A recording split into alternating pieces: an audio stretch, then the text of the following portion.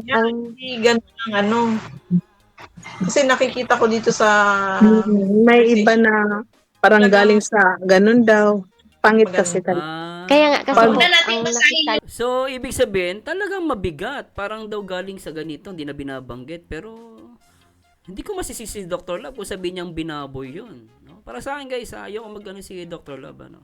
Shout kay Dr. Love, natin personal po. Pero sa akin, hindi ko masisisi si Dr. Love. No? nila, yung ang nakita Kasi parang nagalit yun si Doktor sa galit niya. Ganun ang nasabi niya. Normal yun kasi mahal niya si Riante. Oo, mahal na yun. Oo. Oo, so, pero pangit. oo nga. Meron pa siyang isang words na ano, bukod sa pambababoy. Meron pang isa, yung Ano, sis? bugaw. Yung bugaw, hindi ko talaga ma-accept yan guys. Yung salitang bugaw. Hindi ko ma-accept yan. Actually, Pero, sabi ko nga again, hindi ko rin po pwedeng, hindi ko pa rin pwedeng husgahan si Dr. Love kasi hindi ko nabasa kung ano yung nabasa niya. Kasi maaaring yung nabasa ni Dr. Love talagang para sa kanya kabugaw-bugaw. Pero ako hindi ko po yan ako sa akin mali yan salitang yan. Pero kung mapapatunayan ni Dr. Love na may binanggit silang kabugaw, sinasabing binugaw daw nila, para sa akin ano yun, mali yun. Next time, Dok, tigilan mo yung bibig mo sa totoo lang. Hindi ko kaya tanggapin yun. Tansya. Nandun na tayo na nakasalita kami na pangit sa kami about doon sa damit. Pero wag mo namang sabihin na pambababoy, pambubugaw. Yun ang kasi masakit. Ako, totoo lang, yung pambababoy, medyo ano talaga Tsaka yung bugaw Nahirap lang talaga guys. Kaya lang sabi ko nga, si Dr. Love yun. Karapatan ni Dr. Love magsalita. No? Again, kung tatanungin nyo, for me, dapat iwasan na ni Dr. Love magsalita ng ganon. As much as possible. No? Pangit yun. oo nga. Yun lang Iba naman masasabi kasi ko yung sa'yo, bugaw eh. Yung bibig mo, ayusin mo. Para sa akin, ang tamang salita ay hinusgahan ninyo masyado si Oo. Beyonce. Inusgahan, Yes, backbiting, hismisan. Kaya, oo. So dito, kung magbe-base tayo sa sinasabi ni Teacher N tsaka nila Ma'am Darlene, no, ng Karaba, ibig sabihin, sa kanila, hinusgahan. Pero hindi binababoy. Pero still guys, kasi depende po kasi yan no? Meron kasi sasabihin nila, yung pag-uusga o kaya pambababoy, para sa kanila, first same meaning.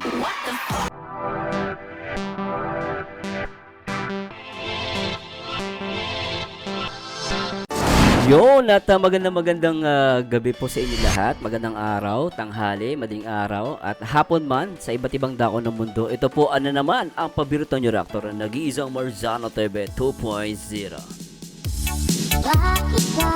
At magandang pag-uusapan natin ngayon guys And disclaimer lang guys dito po ay hindi po tayo nakikipag-away. Ito po is only a pure reaction video and opinion. At again, hindi ko po pinipilit yung aking mga opinion. Maaari po sa tingin nyo na mali ako o tama.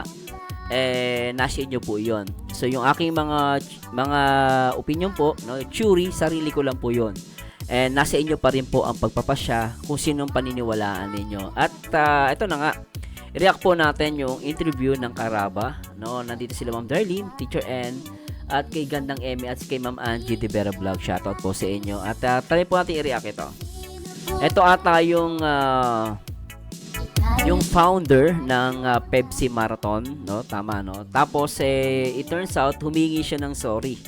No? At ito ata yung sinasabi ni Dr. Love sa kanyang live last time, no?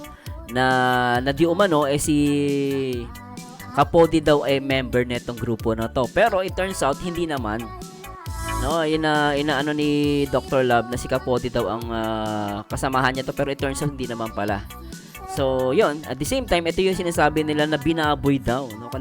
Actually naawang ako kay Kapodi kasi hindi pala siya members niyang group na yan. So, nakakaawa din yung tao na nabanggit nga ni Dr. Love na bugaw daw, ng bababoy. So, tingnan natin guys, no. Gusto ko rin to marinig at malaman at maintindihan, no. Tayo naman guys, mag-react lang naman po ako at kahit sino hindi ko kaaway.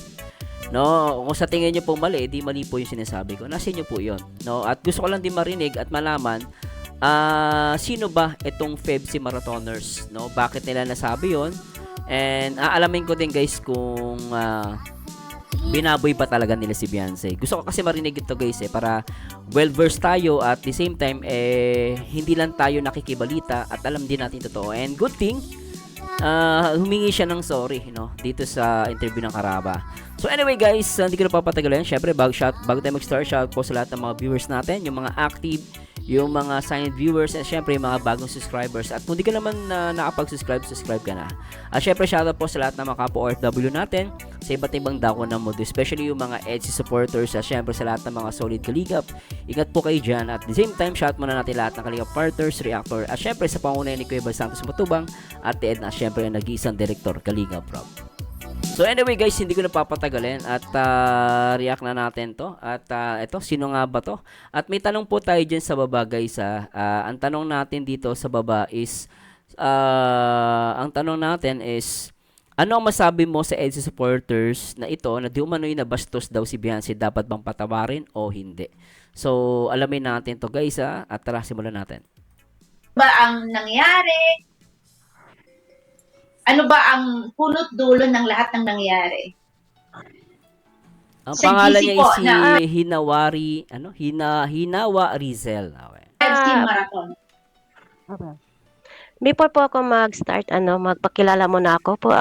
Yes, Ako yes po isa pong admin sa Solid Pepsi Marathoners. Apo, At- oo. Siya ang admin, okay? At regarding po yun sa conversation ng mga kasamahan ko po,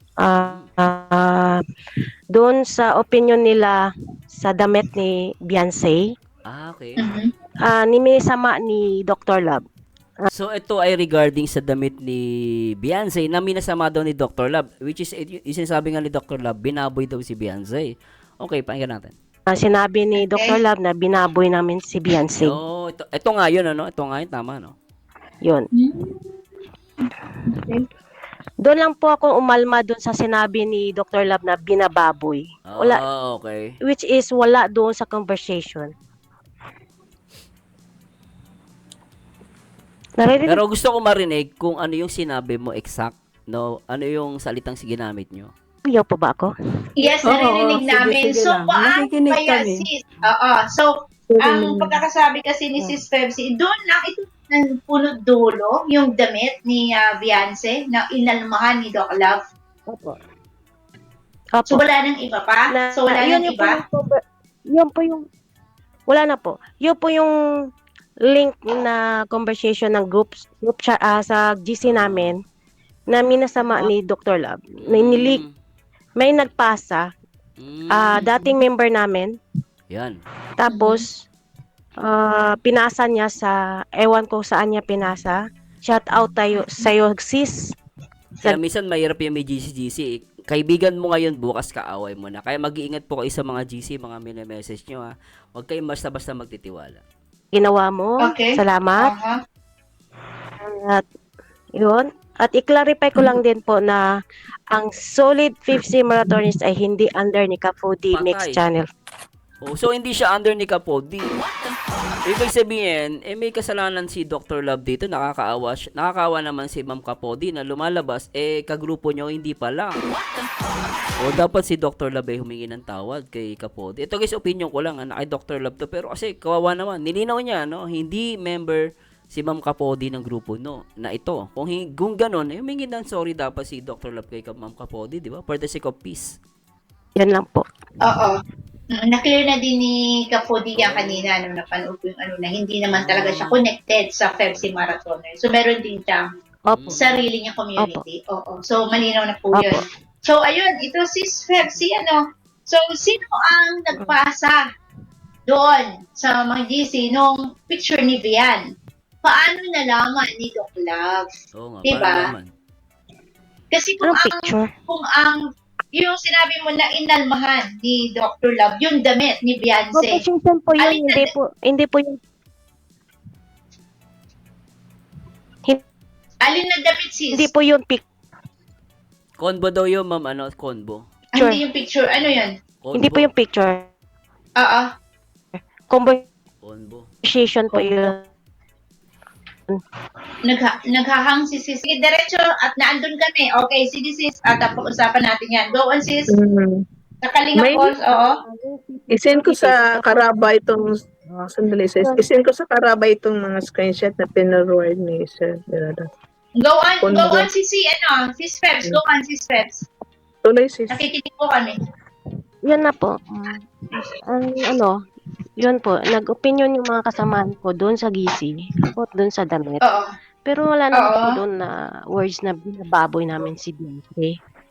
Pangit kasi pakinggan na binababoy, binubugaw. Okay. Kasi matinding paratang matinding paratang kasi yon kung mapapatunayan po na binubugaw o binababoy, masama talaga, mali yun, no? Pero sinasabi ni Madam hindi nila binaboy at hindi daw binubugaw si Beyonce. Pero gusto kasi malaman kung ano yung sinabi nila eh. Kaya Bawal sis, pwede hindi ba? yung makatanggap yung, hindi po yung katanggap-tanggap sabihin na binababoy. Oo. So, Kiniklear ko lang yung words na binababoy. Kiniklear niyo. oo. Kasi hindi nga naman talaga tama no na gamitin salita na binababoy. Hindi na. Oo po, tama. Tsaka po yung sabi nandun sa live ni Dr. Love, binabahura namin si Beyonce. Wala namang pagbalahura doon. Kahit basahin yung conversation, walang balahura dyan, walang pambababoy dyan. Kung intindihin masyado, opinion nila na yan, nag-usap sila, nag-opinion nila yun.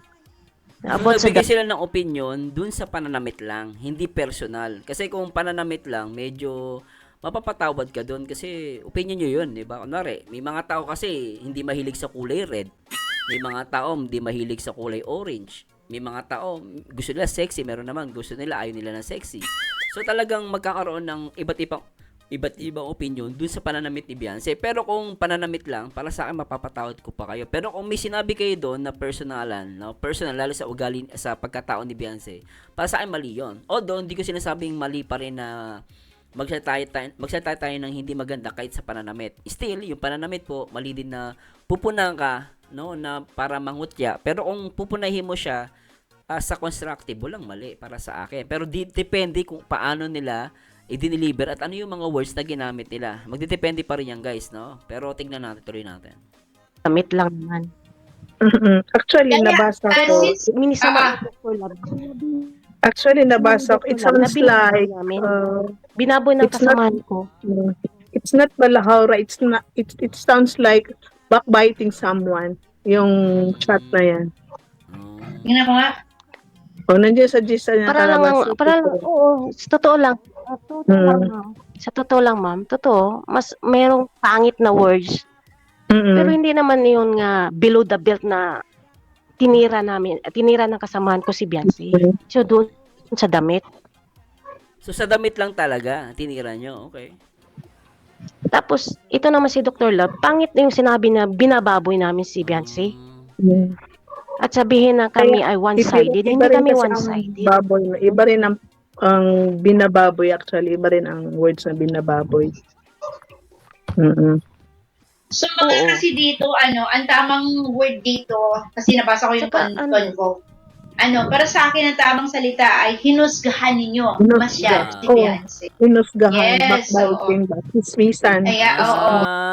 So dito, kung magbe-base tayo sa sinasabi ni Teacher N tsaka nila Ma'am Darlene, no, ng Karaba, ibig sabihin, sa kanila, hinusgahan. Pero hindi binababoy. Pero still guys, kasi depende po kasi yan no. Meron kasi sasabihin nila yung pag-uusga o kaya pambababoy. Para sa kanila, first same meaning.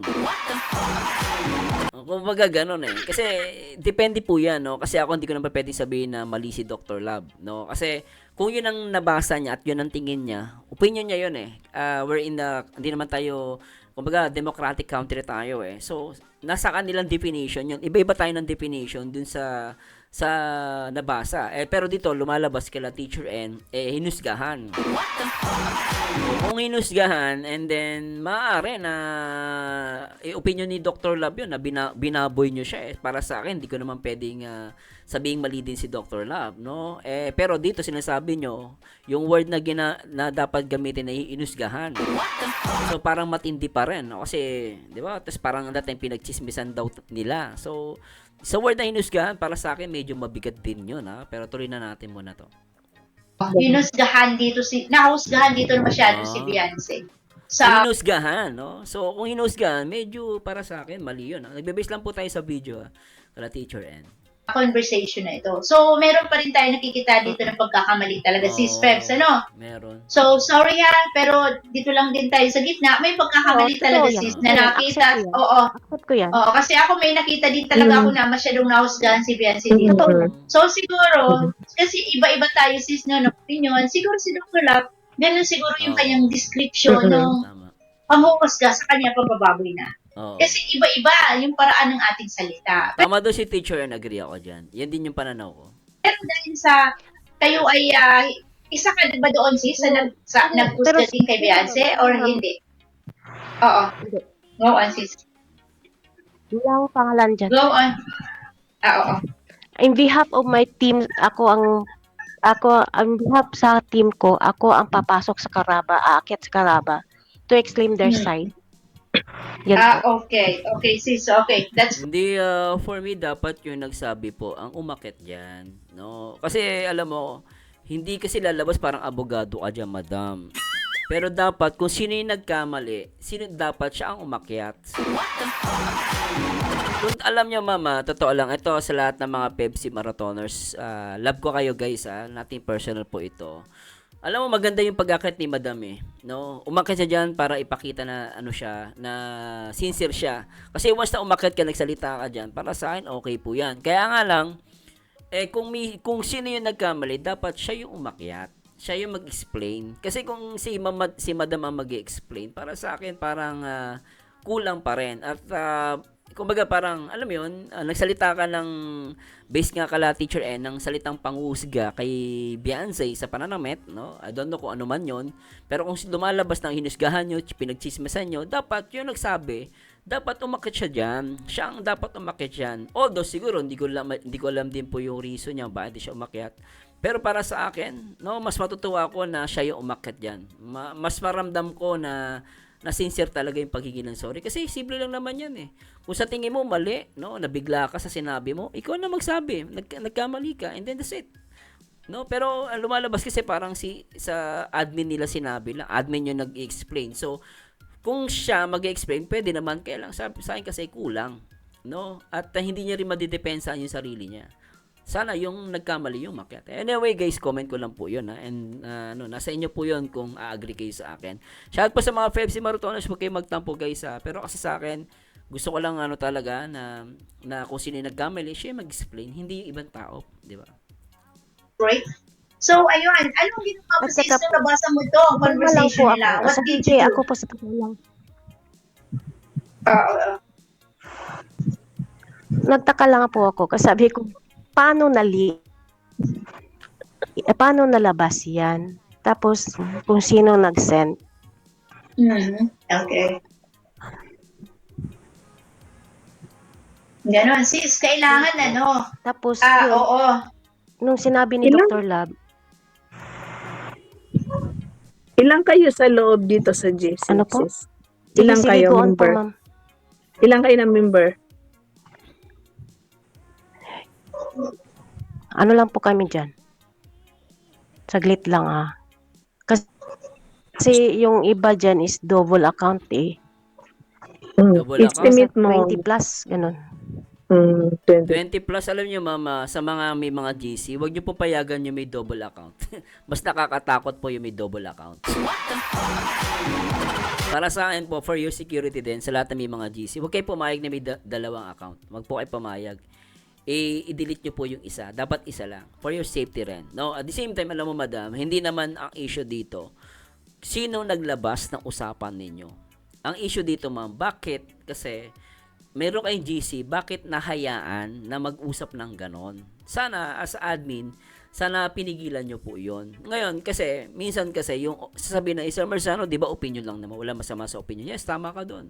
Opinion is opinion, walang masama. Pero, hindi naman, wala pa rin naman tayong karapatan na magbibigay tayo ng opinion, pero nakakasakit tayo.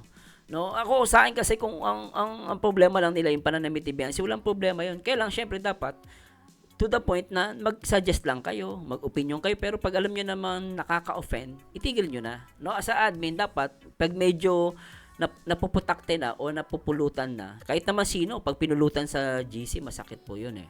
Di ba? Lalo na hindi niya alam. Tapos, ang dating nga, inusgahan daw yung tao. Sana tigil na. As a admin, hindi ang issue dito kung sino yung sino yung nag-screenshot, sino nagpasa kay Dr. Love. Ang issue dito, madam, bakit kasi nyo hinayaan nangyari to? Sana man lang, as a EDSI supporters, pinigilan nyo po. No, ngayon, kung meron kayong opinion na talaga medyo alam nyo na makakasakit kayo, huwag nyo sabihin sa lahat. No, kausapin nyo lang isang tao na pwede nyong pagkatiwalaan na sabihin nyo kasi hindi mo po masama magbigay ng opinion eh. No, ako for sure kasi ako may mga bagay din akong may sinishare ako like sa asawa ko. May mga nakikita ako at napapansin ako na parang sa tingin ko mali pero hindi ko sinishare sa lahat. Kasi maaari sa akin wala lang, hindi masakit. Pero pag sinabi mo sa ibang tao yun, sa kanila offending yun. So mag-iingat kayo, hindi porket opinion, tama na. Minsan yung opinion natin, nakakasakit din po yun. So, yun lang po masasabi ko. Kaya, ang sa akin po, again, kay Ma'am Hinawari Zel, no, hindi issue dito kung sino nag-send. Bakit? Kasi sumobra kayo sa ganong opinion. Sana, as a admin, iningatan nyo din po at medyo naglimit din po kayo. Pag alam nyo nakaka-offending na, kahit opinion po yan, sana pinigilan ninyo. Siguro, nagmamalasakit yung nag-share ng usapan ninyo. Lalo, EDSI siya. Di ba? Ayun. Ano pala siya, malapitin siya kay Dr. Love. Ayun. Hindi na sumbong kayo. So, next time po, ingat po kayo. Plus, Mga Oo. 24. pero actually, ang GC, ang chat na to is kahit ako 24, masasaktan. Yes, Kahit ako ako din, nasaktan ako. masasaktan. Sorry, May sis, mga ano words ha, na, sis Pepsi. Di ko rin nagustuhan. Di ko nagustuhan. Kaya, yes, accept ko yan, ma'am. Accept ko yan. Kaya nga po ako umakyat for public apology pro Beyonce sa sinasabi ng behalf ng aking mga team. Ako po naghingi ng sorry. Hindi po na naman sinabi na yung opinion nila ay hindi masama, di ba? Meron naman talaga. Kahit sino naman magbasa. Pero yung words na pambababoy, yun ang hindi ko ma-accept talaga po. Yun lang po. Ito, madam, masasabi ko sa inyo.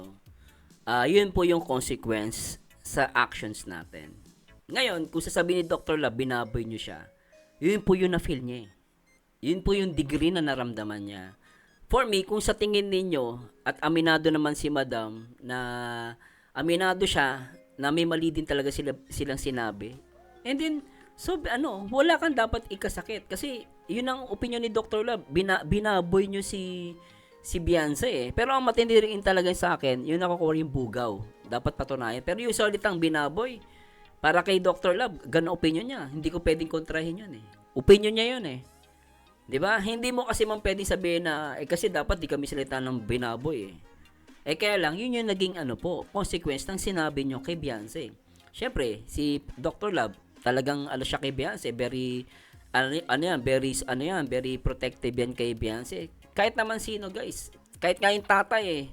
Yung manok nga lang, di ba yung manok, lalapitan na lang pusa yung mga sisiw. Yung manok, kaya niyang buhatin yung tuta. Isang tuta na, yung aso, tutang maliit. Nakita kong ganun. So, si Dr. Love, kung nabanggit niya man yun, ako medyo maintindihan ko yun eh. No, ayaw kong husgahan si Dr. Love eh. Kaya lang, hindi nyo may-expect na nagsalita kayo ng ganun kay Beyonce. In-expect nyo, yung word na ginamit nyo, kailangan medyo soft lang, hindi po.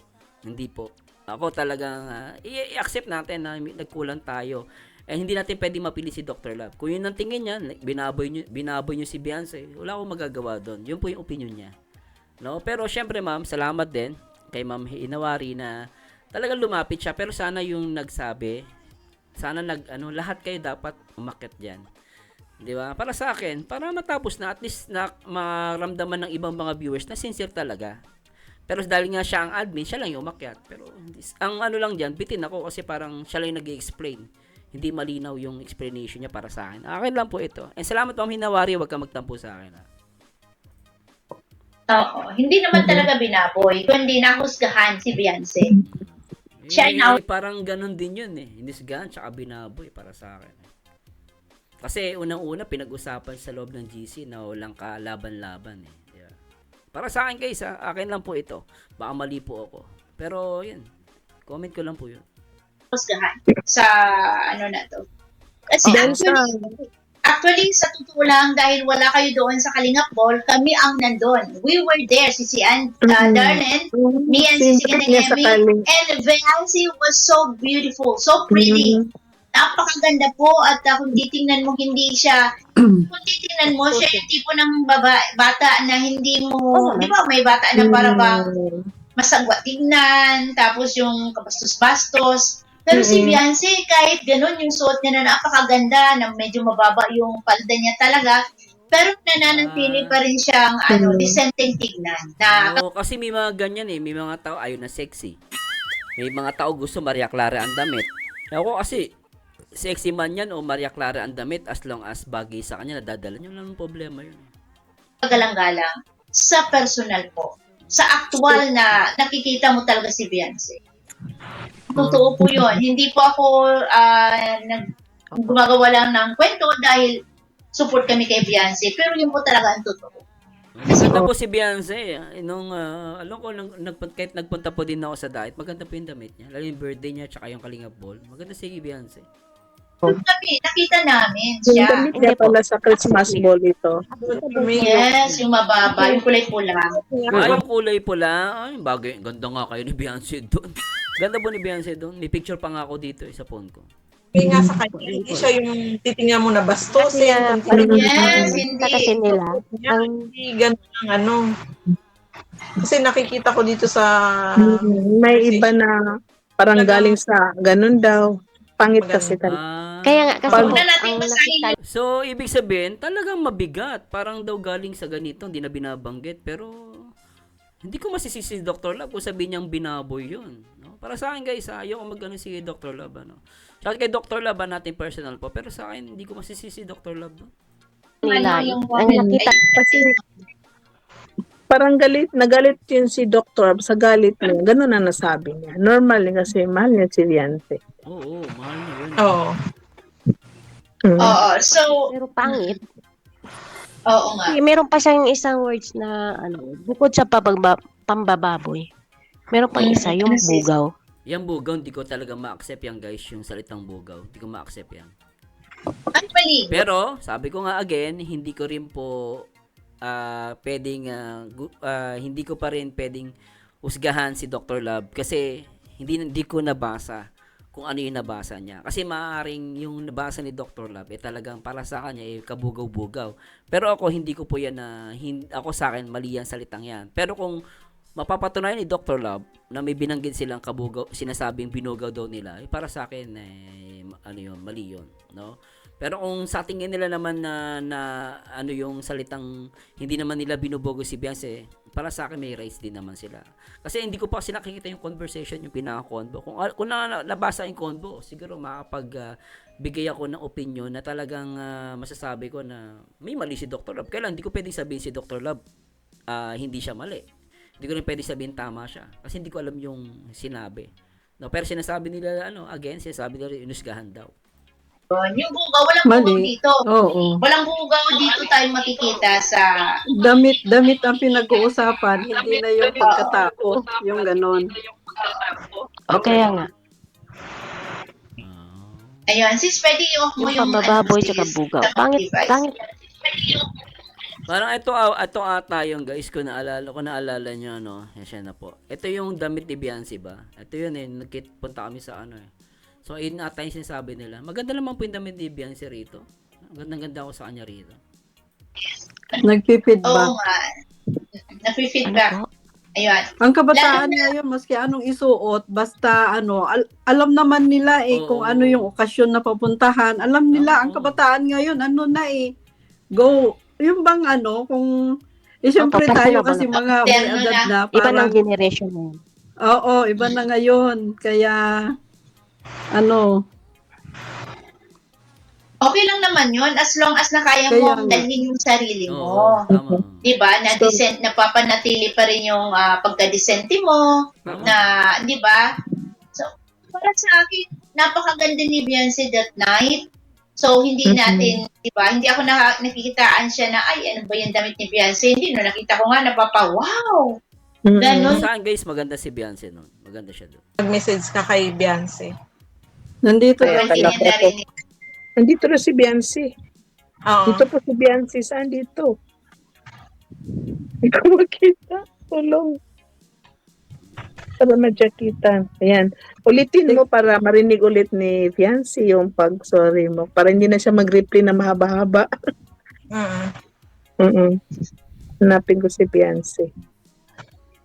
Nandito si Ay, hindi po Beyonce. ako nahiya na humingi ng sorry. Hindi po ako nahiya na humingi ng sorry. Pagkus ay sinasabi ko 'yan para po tama na yung issue kasi pag kasi Si Sanji, nakita mo message ni Bianca. Hindi ko makita. Tinitignan ko Ayun. nga hindi wala. na Oo. So, lumala na yung issue. Screenshot ninyo. mm-mm. Tama Wala. sis. So, siguro narinig na ni Bian yan kasi Wala. baka Mas kanina pa siya maaga. nakatune in. Humingi ka na sorry. Kaso lang, huwag mo namang sabihin yung okay. Ang masasabi ko lang kay Dr. Love, Doc, nakasupport naman kami sa'yo. Kaso lang, huwag mo namang sabihin yung pambababoy. Pangit kasi. At saka, fine naman tayo kasi tayo sa Kalingap supporters kami. Founder ka, nirespeto namin yan. Pero wag mo namang sobrahan ng yung bibig mo na ng pambababoy. Hindi ka ayaya yan, hindi ka tanggap sa akin. Ano din sa akin masakit din na magsabi ka na pambababoy. Thank you, Anari. Pero syempre sabi again, sa akin naman, tama naman din sinabi niya na siguro stop lang din ni Dr. Love na magbanggit pa ng ganon. Pero again, Dr. Love is Dr. Love. Meron siyang rights kung anong gusto sabihin kasi hindi naman tayo komunistang bansa, lahat tayo may karapatan sa lahat ng ating mga opinion. Pero syempre, kung sa sabi ko again, kung makakasakit na ibang tao, mas maganda na wag natin sabihin. Kaya lang, again, karapatan ni Dr. Love kung ano yung sabihin niya. So, lesson learned din po sa side ninyo na sana mag-ingat din po tayo. No, kasi siguro kung kasi baka pwedeng sabihin ng iba, paano kung nangyari sa anak mo? Hindi ko din pwedeng sabihin na hindi ko gagawin 'yon, hindi ko rin sasabihin. Kasi anak mo na 'yon no? Madali tayong minsan magpatawad, madali tayong magpadaya. Pero what if kung sa anak mo mangyari? 'Di ba? Nahusgahan tapos walang kalaban-laban sa isang GC. Talagang minsan di mo mapipigilan si Dr. Love na nagsalita ng ganon. Again, sana lesson learned din sa side ninyo. Sana wag na lang maulit. And tama naman, mag-encourage ka kay Dr. Love na wag nang sabihin yon, iwas na lang, magpatawaran na lang. Yun ang tama. Pero sana next time matuto na rin din kayo sa side ninyo. Babae yun So, kaya next time, Doc, tigilan mo yung bibig mo sa totoo lang. Hindi ko kaya tanggapin yun. Tansya. Nandun na tayo na nakasalita kami na pangit sa kami about doon sa damit. Pero wag mo namang sabihin na pambababoy, pambubugaw. Yun ang kasi masakit. Ako, totoo lang, yung pambababoy medyo talaga Tsaka yung bugaw Nahirap lang talaga guys. Kaya lang sabi ko nga, si Dr. Love yun. Karapatan ni Dr. Love magsalita. No? Again, kung tatanungin nyo, for me, dapat iwasan na ni Dr. Love magsalita ng ganon. As much as possible. No? Pangit yun. Yun lang masasabi ko. Yung bibig mo, ayusin mo. Pero if in case na mag-sorry din si Doc Love, so okay na kayo sis. Ano lang kami. Alam mo, kayo, parehas lang Lord, kayong napaka- LC. lag, Love na lang. small individual, small individual lang kami. Ba't kami tinitira araw-araw ni Dr. Lab? Sabihin ang binababoy namin si Biancy at binubugaw. Yun lang ang pangit talaga. Oo, na hindi nyo naman ginagawa. Yun talaga yung masakit doon. Again, sabi ko nga, lesson learned na rin sa side ninyo. Actually, pag SS ang comment si Bianca. Sa pamilya ni Biancy at saka Ito comments ni Beyonce. Magandang gabi po sa inyong lahat. Kumusta po kayo? Ha? Ito, ang sabi niya, maraming salamat po sa inyong lahat, lalo na po yung mga tunay na nagmamahal at sumusuporta sa akin. SS no, si Angie. Yan. Mayroon pa isa dito. Mag-iingat po kayong lahat palagi. Spread the love po. God bless us all. Yes, so spread love na lang tayo mga sis. Ano? Ano So na? ito, nagsorry naman si Sis Pepsi. Sana magkasundo-sundo na. No? Total, dala-dala natin ang kalingap. Kapag sinabing EDC community, nakakabit po yan sa kalingap. Kapag sinabing kalingap, nakakabit po dyan si Kuya Val, Ate Edna, Kalingap Rab. Kaya kung ano man ang kaguluhan sa kalingap, damay pa rin po silang tatlo, kahit wala naman po silang nalalaman o kinalaman sa mga isyong nangyayari sa loob at labas ng kalingap. So sana po. So anyway guys, puputol na si Teacher N. So anyway guys, no, medyo hindi ko na pahabain to. So sana nakuha nyo po at kung may nasabi po ako mali, i-correct nyo po ako. Ako para sa akin, deserve nila na patawarin. No, although medyo nakulangan lang ako kasi dapat yung mga nagsabi against kay Beyonce, sana umakyat din. Sana lahat sila umakyat. Lalo na yung mga, hindi naman, kahit di lahat, yung mismong nagsalita lang na alam niya nakasakit ng kapwa niya, sana umakyat siya. No? At the same time, again, sinasabi ko nga guys, hindi ko rin masisisi si Dr. Love na banggitin yung salitang binaboy. Pero yung binubugaw, medyo mahirap. Iba kasi yung word na bugaw eh. Pero kung baka sa ibang meaning, sa ibang dialect ng Pilipino, baka meron pa iba pang meaning nun. Pero sa akin, ayoko pong gamitin yon. No? Mabigat na paratang yon. Pero yung pambababoy kasi minsan, depende sa definition ng isang tao eh. Although syempre, masakit talaga yon, no? Pero yun yung naging consequence ng actions natin sa mga GC. Kaya hindi porket wala nakakabasa at nasa loob tayo ng GC, masyado tayong opinionated. Ako, mahilig ako mag-opinion. Pero kung alam ko makakasakit ng kapwa ko, no, at alam mo yun, as much possible, iiwasan ko din. No? Hindi naman ako perfect. Pero kung nasa GC po kayo, iwasan ninyo mag-opinion. Kasi opinion, hindi po kayo nagbigay ka ng opinion, sasabihin ng iba, opinion lang naman. Para sa'yo, opinion. Pero sa ibang tao, yung opinion mo, nakakasira pala sa kapwa mo. Diba? Yung word na ginamit mo, para sa'yo, wala lang yun. Pero sa iba, offending yun. Lalo na, alam mo naman, sa EDC support, EDC fandom, magkamali ka lang dyan, makapagsalita ka lang hindi maganda, kahit sa pananamit ni Beyonce. Talagang makikipagpatayan yan si Dr. Love lang yon. Paano pa kay ibang supporter? Lalo na kung may word pa kayong ginamit doon. So, alam mo yon, hindi mo maiiwasan na may magsalita sa inyo ng mabigat na salita. Kaya nga lang, kung lang yung sa word na bugo, medyo ko doon. And again, lumalabas, hindi pala si Ma'am Capodi ang member neto. So, ibang grupo pala to. So, nakakawa, no?